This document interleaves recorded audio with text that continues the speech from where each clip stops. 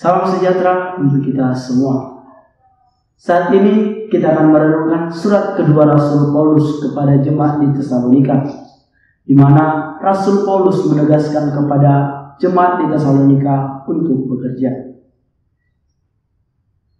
Bapak Insinyur Haji Joko Widodo atau yang akrab dipanggil dengan Pak Jokowi merupakan Presiden ke-7 Republik Indonesia. Beliau lahir di Surakarta, Jawa Tengah pada tanggal 21 Juni 1961. Catatan sejarah mengatakan bahwa beliau adalah presiden pertama yang bukan berasal dari latar belakang elit politik atau militer Indonesia. Ia berasal dari keluarga yang sederhana, namun ia mampu meraih prestasi-prestasi gemilang. Prestasi-prestasi gemilang ini berawal sejak ia terpilih menjadi wali kota Solo, kemudian naik menjadi gubernur DKI Jakarta, dan kini menjadi Presiden Republik Indonesia. Sedemikian banyak prestasi yang ia dapatkan sehingga menjadikan ia sebagai idola bagi banyak orang, secara khusus bagi rakyat Indonesia. Karakternya yang rendah hati, sederhana, pekerja keras, dan peka terhadap situasi rakyat membuat ia menjadi inspirasi bagi banyak orang. Karakter positif ini secara tidak langsung mengangkat ia menjadi pemimpin yang luar biasa bagi rakyat Indonesia. Meskipun ia sudah menjadi idola dan menjadi orang nomor 1 di Indonesia, ia tetap konsisten pada hidupnya yang sederhana dan sungguh-sungguh menunjukkan totalitasnya sebagai pemimpin bagi rakyat Indonesia.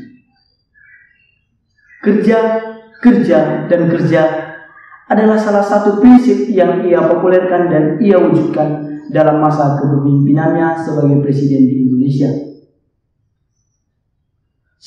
Slogan ini merupakan cara yang ia anggap mampu menaikkan status hidup rakyat Indonesia. Sungguh, jika semua komponen rakyat Indonesia mau bahu-membahu dan semangat untuk bersatu, tentu bangsa Indonesia akan jauh lebih maju. Andai kata seorang tidak bekerja, bagaimana ia bisa makan? Mungkinkah ia bisa melanjutkan hidupnya? Rasul Paulus kepada jemaat di Tesalonika dengan tegas mengatakan, barang siapa yang tidak bekerja, janganlah ia diberi makan. Konteks jemaat yang Rasul Paulus lihat ialah banyak jemaat yang tidak tertib hidupnya. Dan ini sangat tampak dari sikap mereka yang senantiasa melakukan pekerjaan yang tidak berguna. Dan Rasul Paulus tidak mau bahwa sikap buruk ini terus-menerus ada dalam diri mereka. Karenanya, dengan tegas Rasul Paulus memerintahkan mereka untuk bekerja.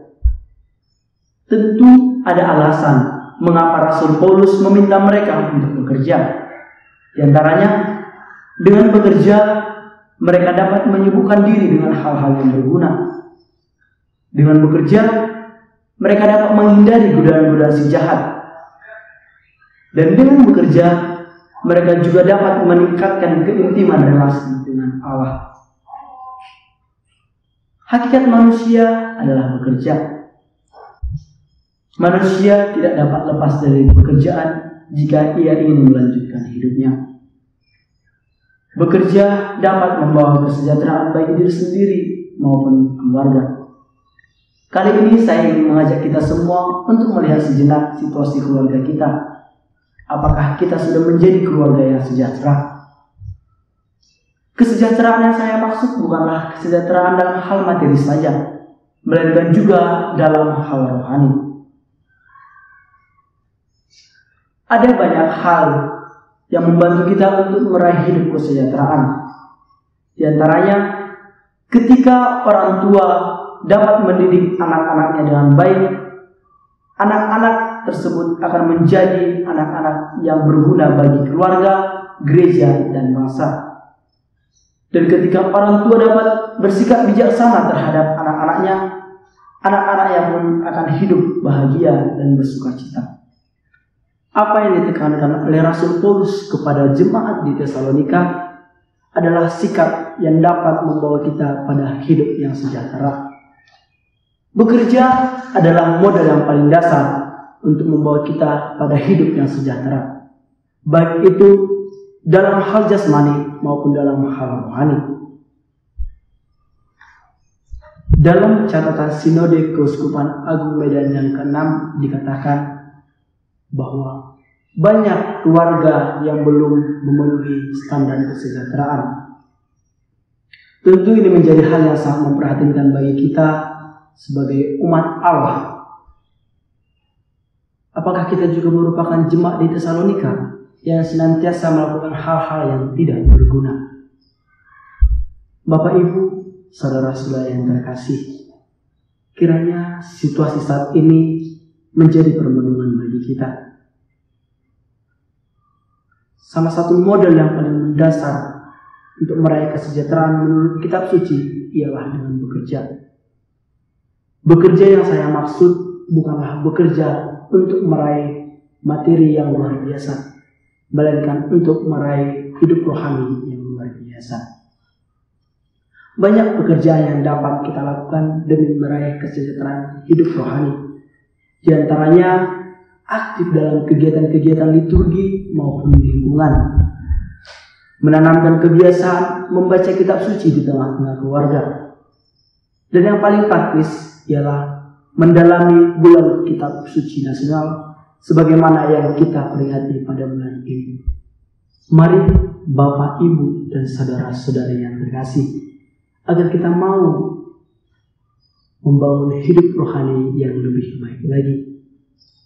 Perkataan Rasul Paulus kiranya menjadi teguran bagi kita agar kita tidak tinggal dalam hidup yang biasa-biasa saja. Kita diajak untuk hidup lebih berguna dengan membangun diri kita. Caranya ialah dengan giat bekerja membangun hidup rohani keluarga kita yang sejahtera. Jika kehidupan rohani keluarga kita sudah baik, pasti akan berpengaruh pada lingkungan gereja dan masyarakat. Sekali lagi saya mengajak kita semua agar kita mau giat bekerja untuk membangun hidup rohani yang lebih baik lagi, sehingga kita dapat meraih hidup yang sejahtera sebagai wujud cinta kita kepada Kristus dan sesama.